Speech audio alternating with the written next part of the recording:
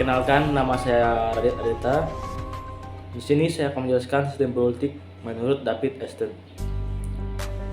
Menurut David Easton, sistem politik merupakan alokasi dari nilai-nilai di mana pengalokasian dari nilai tadi bersifat paksaan atau dengan kewenangan dan bersifat mengikat masyarakat sebagai satu keseluruhan.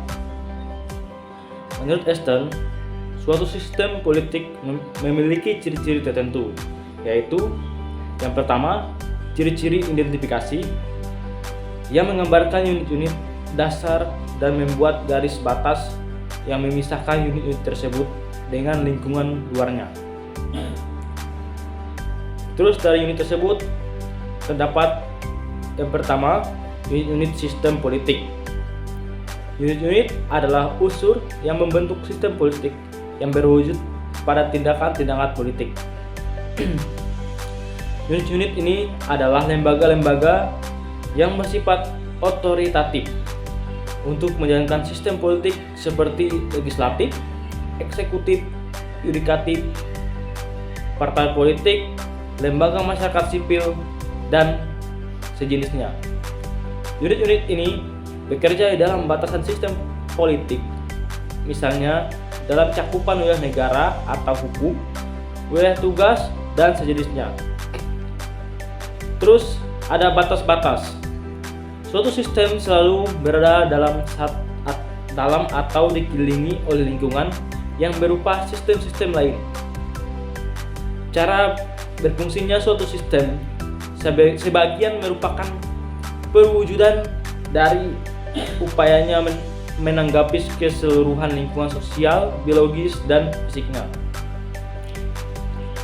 Batas suatu sistem politik dapat dinyatakan dalam semua tindakan yang berkaitan dengan pembuatan keputusan-keputusan yang mengikat masyarakat dan setiap tindakan sosial yang tidak mengandung ciri-ciri tersebut.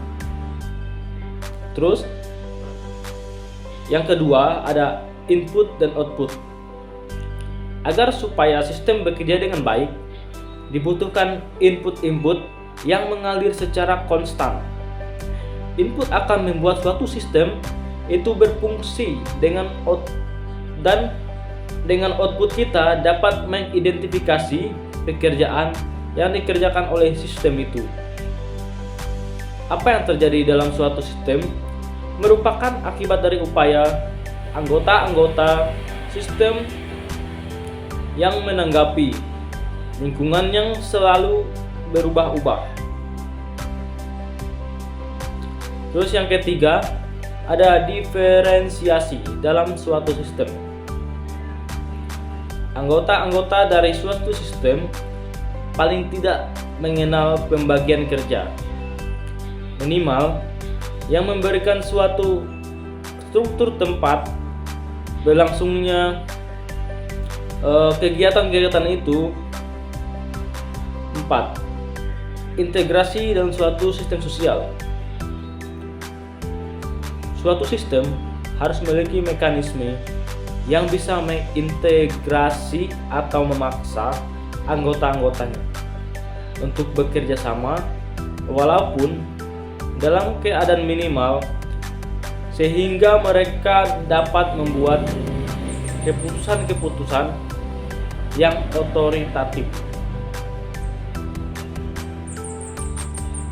Mungkin hanya ini yang dapat saya jelaskan. Mohon maaf jika ada kekurangan, saya minta maaf dan saya ucapkan terima kasih.